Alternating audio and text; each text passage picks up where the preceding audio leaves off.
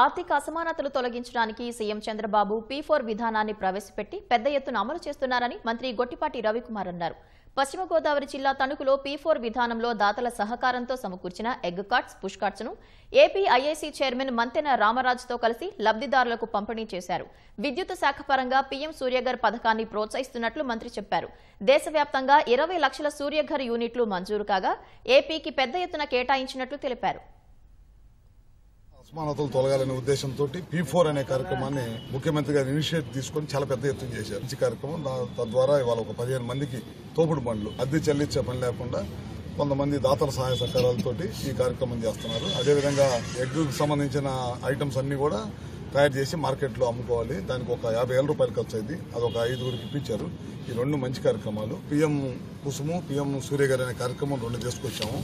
ఎందుకంటే ప్రతి ఇంటి మీద పవర్ తయారు చేసుకునేటట్టు మన పగలపొట్టు వచ్చే లైట్ ద్వారా పవర్ తయారు చేసుకోవడానికి మన కేంద్ర రాష్ట్ర ప్రభుత్వాలు కలిపి చాలా పెద్ద ఎత్తున ప్రోగ్రాం చేస్తున్నాం. ప్రతి కాన్స్టిట్యూన్సీలో 10,000 మందికి పైన సోలార్ పెట్టుకోమని చెప్తున్నాం.